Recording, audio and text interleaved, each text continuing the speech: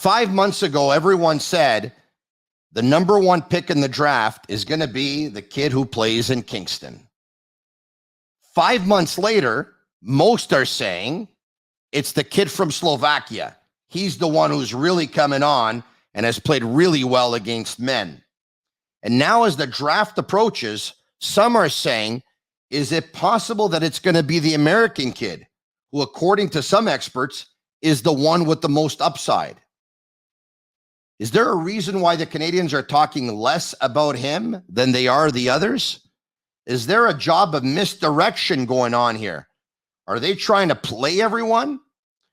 Was Kent Hughes serious when he said that he and his staff still don't know who they're going to pick with the first pick overall?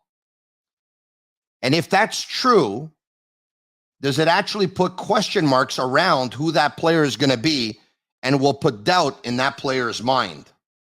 We try and dissect every single thing that was said at that press conference between Kent Hughes and Vinny Lecavalier with one guy who's great at dissecting things. He's Brian Wild of Global TV Montreal, and he joins me on the Sick Podcast. I'm Marinaro. Turn up your volume. Because you're about to listen to The Sick Podcast with Tony Marinaro.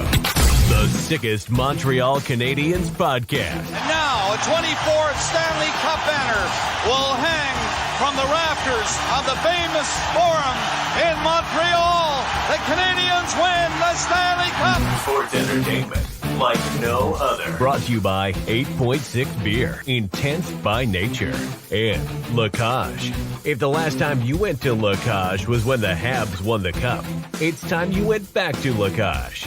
The menu will surprise you.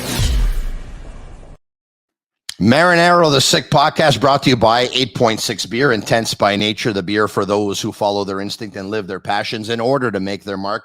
This one comes in different colors, by the way. It comes in red, it comes in the white, it comes in the black, and it comes in the blue can. And this one here is 7.9% alcohol, but you have some that are 8.6, and you even have one that is 10.6, I believe. Check it out. And, of course, it's brought to you by Lacage. If the last time you went to Lacage was when the city of Montreal hosted the draft, which was back in 2009, well, then it's time you go back to Lacage. And I know that Lacage at the Bell Center is completely sold out on Thursday, July 7, because we're going to have the sickest draft party that there will be that Montreal has ever seen and ever known at Lacage on Thursday night at 6 o'clock prior to the draft and throughout the entire first round of the draft, as the first round goes on Thursday and rounds 2 and so on go on Friday. How did we get to this point? There was not supposed to be much of a debate, not going back 5 months anyway. It was the kid who plays in Kingston. It was number 51. It was Shane Wright. And then Juraj Slafkovsky had a real good Olympics, and then he had a real good world championship. And Shane Wright, his game got dissected left, right, and center. And all of a sudden, he lost some votes, and Juraj Slafkovsky picks him up, and now Logan Cooley and Kent Hughes says that the decision is between the three players, Wright, Slafkovsky, and Cooley, and the Canadiens still don't know who they're picking. Yesterday, I thought they were saying the truth when they said that. Today, I'm not even sure. Let me ask my buddy Brian Wild. How you doing, bud? I'm doing very well. How are you doing? Good, thank you. The answer for me on that is they are keeping their cards close to the vest because that's the smartest thing that they could do. Yeah. Because it makes no sense to reveal your position because it weakens your position. And not just for this time, but any time. So if you have like a habit of revealing your cards in this scenario, you only set up the intelligence for someone who is your competitor in the next scenario. So it's not just for today they're being silent because it's smart, but anytime you open yourself up and reveal your nature of negotiating, your nature of bargaining, your nature of thinking, you tell your GM or your foe or your agent or your trading partner how you behave in the future. So it's not just this time they're trying to be close to the vest. It's every time they need to be close to the vest. Why? Because that's just the smartest way to go about business, to always keep your opponent guessing. And now we're all guessing. And that means that other GMs are guessing too. And that's the way it should be. If we can, let's give an example of that. What is Brian talking about? Well, Brian's talking about something like this. The New Jersey Devils have Jack Hughes and Nico Hischier at center. Based on what we're hearing, if they're going to draft a player with the second pick overall, they want Uri Slafkovsky because they need a winger more than they need a center, and he could step in and play right away. If the Canadiens tell everyone we're going to draft Shane Wright, then New Jersey's comfortable, hey, we're picking Slafkovsky at number 2. If the Canadiens say we don't know who they're picking and actually whisper in a couple of people's ear, maybe we're leaning towards Slafkovsky, that maybe urges New Jersey to pick up the phone and say, hey, by the way, do you want to swap picks? Do you want to do something here? Or are you thinking of taking Slafkovsky, or don't take him because if you leave him to us, we'll give you this, we'll give you that, we'll do something, we'll work something out. Here's another one. By keeping Logan Cooley in the mix, let's just say the guy that Arizona wants with the 3rd pick is Logan Cooley. Well, if they think the Canadiens are going to draft Logan Cooley at number 1, they might pick up the phone. So you're right. They're keeping things close to the vest, which is what business people do. It's very smart, but I'm still going to ask you my question anyway. Even though I agree with you on all of that, do you believe them when they say they don't know who they're picking yet? Or do you think they know who they're picking? Oh, I think they know who they're picking. How can you not at this stage? We're close to the draft, and they've had a very long time to dissect everything. I mean, it would shock me if they didn't know, because it makes no sense to not know at this point. But do I know which one they're taking? It's entirely tea leaf reading, isn't it? Because they've just done a tremendous job of keeping everyone guessing. Everyone is unsure, and usually at this point you have somebody in the media kind of hinting, maybe it's Pierre LeBrun or maybe it's Bob McKenzie. I mean, at this point you always have somebody saying, I'm pretty sure that. And right now you don't even have any of the big boys with any idea who they're going to take. And that's going to also, and we haven't talked about it, provide quite a lot of excitement for the night in Montreal. And remember, it's a show. It's entertainment. This is the entertainment business. And if you have 21,273 people at the Bell Center not sure who they're going to take, that's a very exciting moment, isn't it? And that's why we're here, to create excitement. So they're getting it right from that point of view, too. I mean, you can imagine Chantal Machabée at this point from the other side of this world for the longest time, and on the media side saying, wow, this is fantastic. I used to be on that side, and they're all guessing over there, and the fans are all guessing over there. And now the excitement leading into that night when they get up on the podium and everybody's like, I'm not sure. But here, let me add this very quickly. I have a feeling that the fans who we've been polling a lot, right? They're like 80% want Shane Wright. And I have a feeling there's going to be in the building a Shane Wright chant. And if they announce someone else, that's going to be one hell of a moment. Yeah. I mean, if they're chanting for one guy and they make an announcement of another guy, that's going to be one hell of a moment in broadcasting history. Yeah. Renaud Lavoie of TVA Sports is convinced the guy they like the most is Uri Slafkovsky. Look, Renaud goes way back with Kent Hughes, Vinny Lecavalier, and Marty St. Louis. We're talking 20 plus years here. Yeah. I think it's nothing to consider.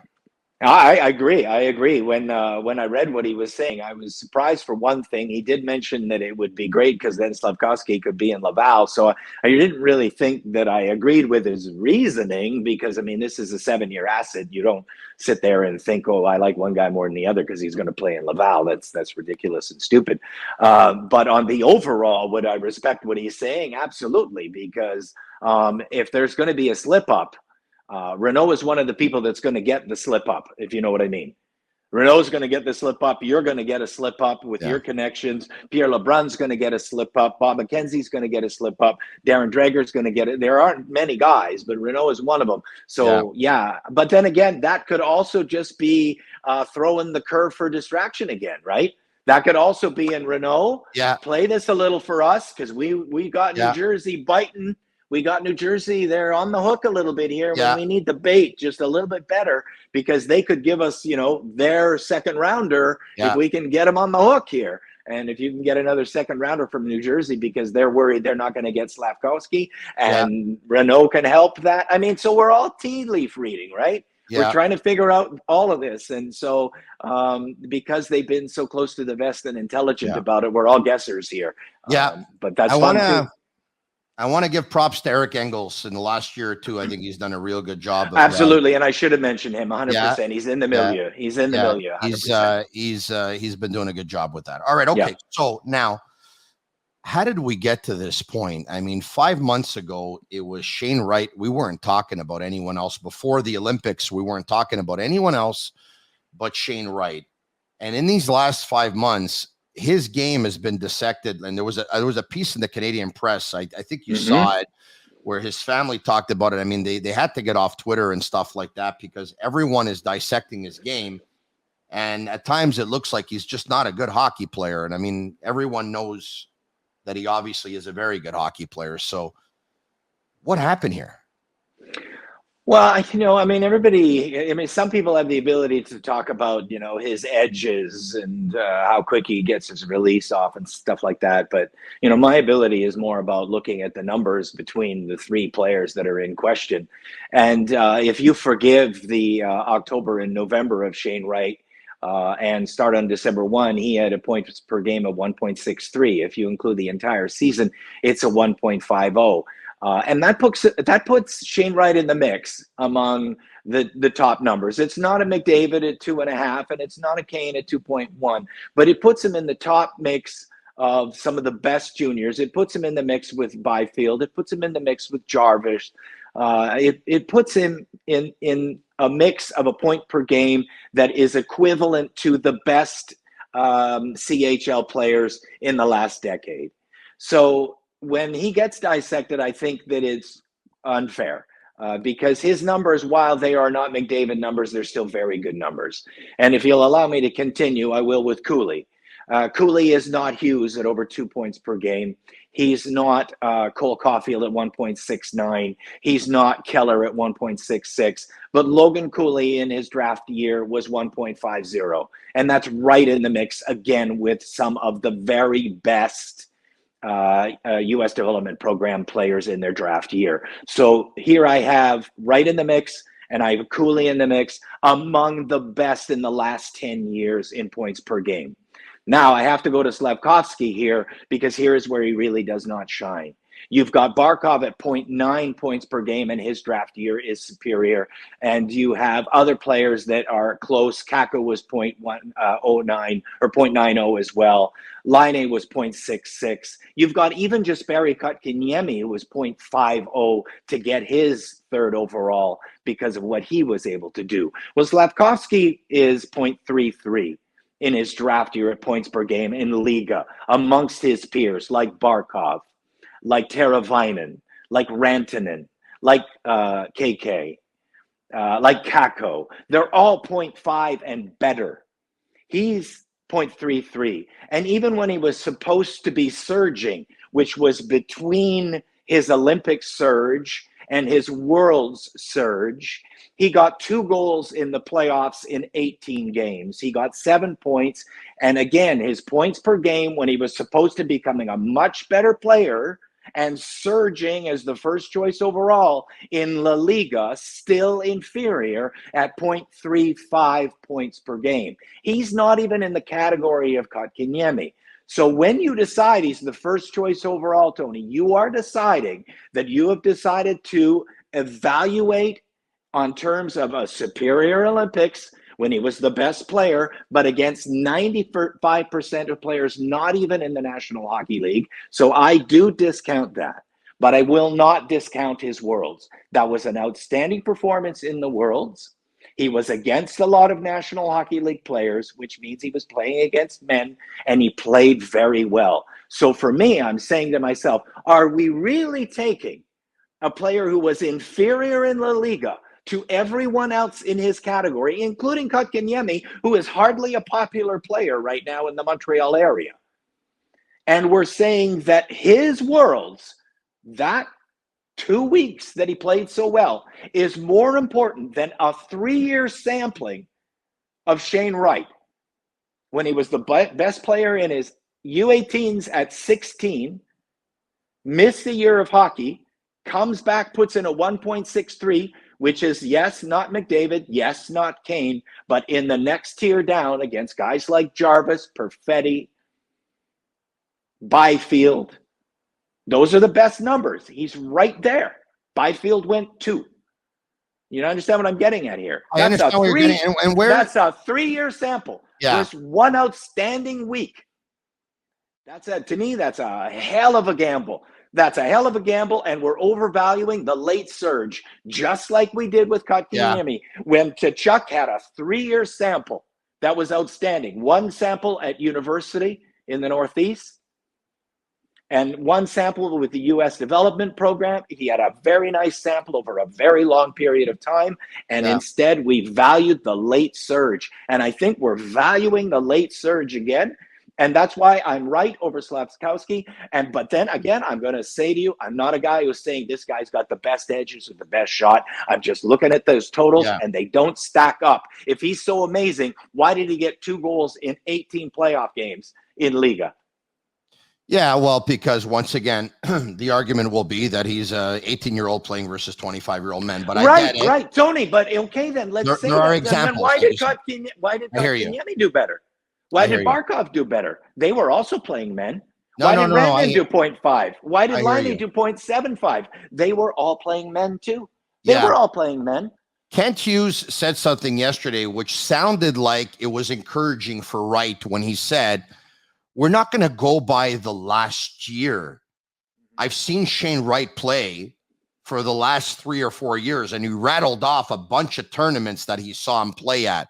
When he said that, that's comforting. That sounded like he was taking Shane Wright.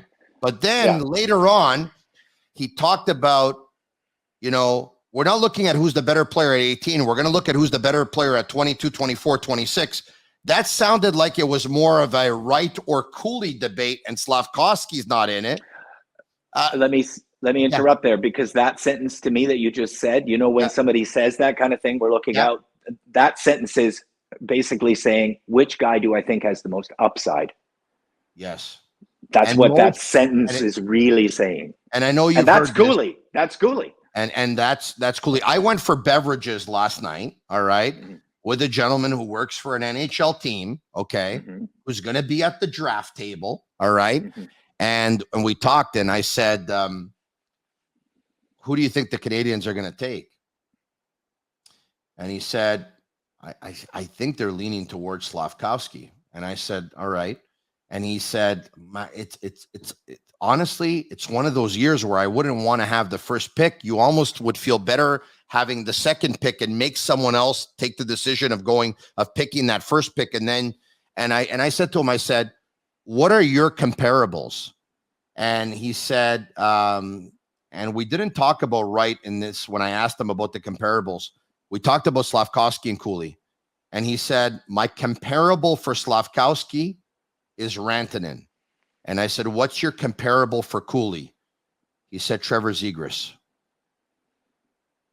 That's 2 pretty good players. Yeah.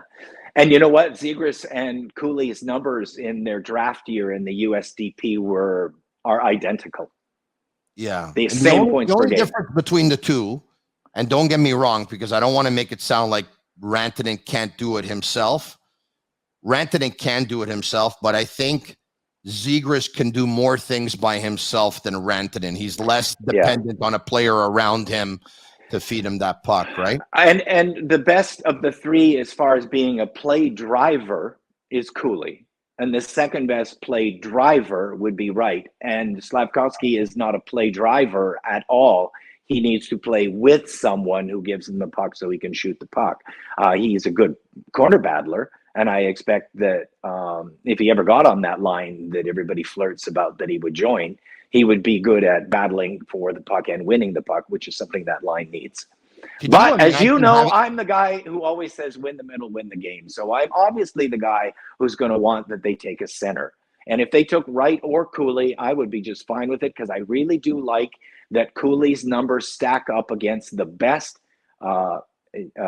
USDPs in history, except for Hughes, who's in category all by himself. Yeah, he's a phenomenal player. Shout out to sportbuffshop.com, where you can pick up your sick merchandise. Take a look at my Emoji 2 now, is what I'm wearing right now. Use code SICK15 for 15% off on all of their items. Shop for your sports licensed apparel, lifestyle apparel, including hoodies, caps, T-shirts of your favorite teams from all major leagues. Isn't that something? Like, you get the first pick overall for the first time in 32 years or whatever it is. And it happens when you're actually the host city and you're going to be hosting the draft. And you have a bunch of people from other teams telling you, I wouldn't want to have the first pick this year. I mean, that's, my God, you can't make this stuff up. This is crazy what's going on. Sure. I don't hear you, Brian. It looks like I lost Brian. We're going to try and get Brian back. Something's going on here. All right. Okay. I'll continue until we can get Brian back. It'll give me an opportunity. All right, Brian, we got you back. Are you back, Brian? Okay, Brian's trying to figure it out. In the meantime, I'll talk to you about Betway. For the love of the game, sign up and deposit on Betway. For a 100% deposit bonus, the easiest sports book for Canadians, e-transfers are accepted. And I would imagine the odds are getting tighter and tighter and more narrow regarding who's going to be the Canadiens' number one pick. It looks like we got Brian back. Brian, we got you back? Yeah, sorry, I got a phone call. I didn't put the do not disturb on. It may happen again. I apologize. Don't worry about it, Brian. These things happen when you do podcasts like this. All right, okay. So I was saying it's just crazy. And you said something to me before, when they're going to go up to make that pick, the crowd is going to be chanting for Wright. Yeah. And I could just imagine if the pick isn't right, the way they're going to feel. I mean, they're going to, Kent Hughes said that he's not this is a legacy pick for him. Yeah. And he said he's not feeling the pressure. Man, I'm not him. And I'm in my basement in Villa Sal right now. And I'm feeling the pressure, man. And I'm on vacation, by the way. I got the entire summer off. And there are people that believe that they'll take Wright just because, I mean, it's a new regime, and to go off the board, maybe I shouldn't call Slafkovsky going off the board, but you know what I mean? The popular pick is Wright. And anybody that's on Twitter that's seen any poll of what the fans want, it's like 85% Wright every single time. So for them to not do the obvious, in terms of what the fans believe is the obvious, would be one hell of a bold move. It would be so very, very bold. But the weird thing about doing a bold thing is if it's the right thing, then you're thought of as even more a genius. Yeah. Than if you just did the thing that was expected of you. But at the same time, if you do the super bold thing, and let's call Kotkaniemi in this instance bold, because 2 months before the draft he was 28th and he went 3rd. Yeah. So, but when you do the wrong thing and it's bold, and I think we're in a position now, considering his age and how many years that he's been in the league, that I think we're fairly getting in safe territory, if we aren't there now, of saying that Kotkaniemi was the wrong thing. It does not reflect. Yeah, it does not reflect well on you. I say that only because, Tony, I like to wait until guys are 24, 25, and they know for sure their development is over. But, I mean, if it's not over, gosh, it's got to be pretty soon. The skating stride hasn't improved. I think it's safe to say that Brady Tkachuk and Quinn Hughes were better picks. All right, so now let's play this game now. If they draft Slafkovsky, he'll be playing with the Canadiens next year. Do we agree on that? I think all three guys. Well, maybe not Cooley. Cooley would probably go to the University of, I believe it's Minnesota. No, probably two. Probably the first two. Well, that's the thing that's really bad if it's Shane Wright, is he may not be ready, but boy, another season in the Ontario Hockey League, that's the last thing he needs. But he's only played 2, Brian. There was one. It's true, but do you really think that's going to be good for him to play another season in the Ontario Hockey League? Do you think he'd be like, oh yeah, I'm fired up for this?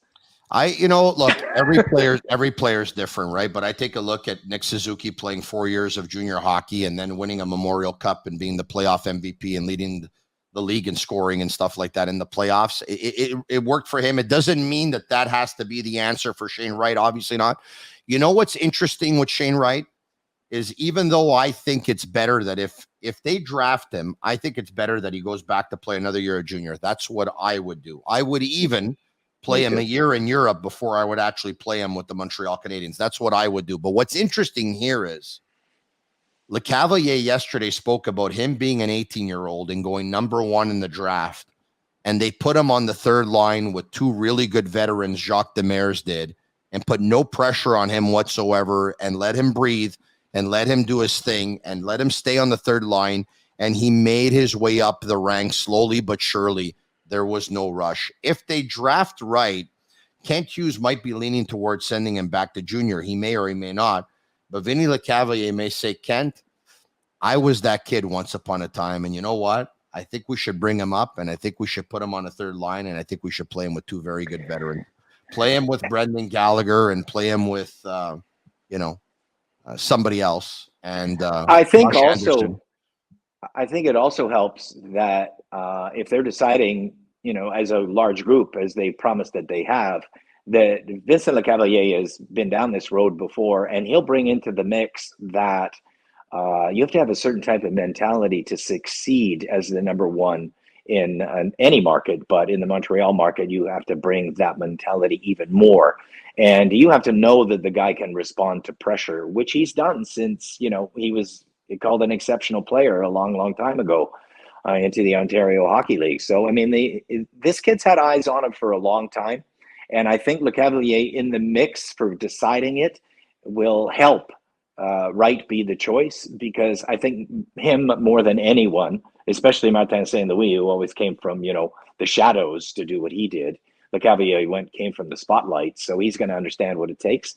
And I think he's going to like the disposition. And add to this that they've actually been speaking to him, and they haven't spoken to the others, though that they said that they would speak to the others. That's the natural answer when you're asked about it that you have to give, that you will also speak to the others, or you're showing a favoritism that will be revealing. So that was the right answer that the organization made there, and saying that they would talk to the other 2, but they have only spoken to Wright so far. And I think that makes sense in terms of taking Wright, because the last thing you want to do is establish a rapport and a relationship with someone, and you're doing that, it would seem indicative of the fact you're going to take him, and then say, kid, we were just stringing you along, we're not going to take you. I think that'd be bad behavior that I don't like very much. And I think that these are high quality individuals, the Cavalier, especially Martin St. Louis, who I've come to really admire. And I don't think he would talk to Shane Wright and develop a rapport with him and spend the time that he has with him and not the other 2 if they weren't going to take him. But with all of that said, again, I'm just trying to read tea leaves, and I could very well be wrong too. Well, listen, I mean, you and I know that Kent Hughes, Vinny LeCavalier, and Marty St. Louis are 3 great people. I mean, I'm not just saying that. They are very, very good people. And you know what? And I don't think they would do that either. I don't think they would do that either. But, you can make an argument that if they have some kind of hesitation or doubt, they're all trying to talk to them to see if they're all seeing or hearing the same things. Because even though you said if they choose right, the conversation LeCavalier would have had with him helped, because he'll say he knows an answer pressure. But my question to you is, if they don't choose right, is it because they don't think he'll be able to have that kind of upside? Or is it because they'll think that based on the conversations they had, that the pressure in Montreal will be too much for him? Like, he's always had pressure, but, pressure in any other city compared to Montreal is not really pressure. Yeah, but I can't see it. I mean, if anyone has shown that they can, it's him, because he's already faced it so much. The other 2 guys are mysteries. This guy is already known in that category. And I'm not suggesting that Slafkovsky or Cooley don't have the disposition to handle it. I believe that they would have the disposition to handle it. I don't think it would be an issue. It's just that I know already for one player it's not an issue. And I suspect for the other 2 it's also not an issue. None of these 3 seem like wilting flowers to me at all. I suspect all 3 would excel, and then it's going to be a hockey decision. And if they say things like you brought up, that he's been watching him for 3 years, then I want to look out into the future for 5-6 years.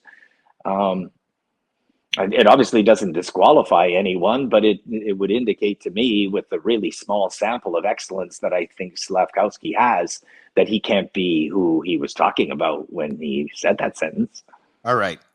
Second last question for you. Why not try and have 2 of them? Well, obviously it's really hard, right? I mean, Could you imagine you pick 2 and the other guy's the better one in the end? Well, yeah. I mean, obviously you'd like to do that, but I mean, to make that, this is so easy to say and much harder to do. Of course, I mean, that's a hell of a trade to make, and there's a reason that hasn't happened since Brian Burke wanted both of the Sedins, because it's nearly 1999 impossible. draft in Boston. Exactly. I was there. I was in attendance. And it hasn't happened since because it's nearly impossible to achieve. Like, who would New Jersey want? I mean, would you dangle Josh Anderson? Probably, but one is a 7-year asset that you start at a salary cap position that is always exciting for an owner and a general manager, right? Entry level. There's nothing more valuable than entry level hockey players who can shine. So, I mean, even if you like Josh Anderson, it's still not a good trade because he's making $5 million.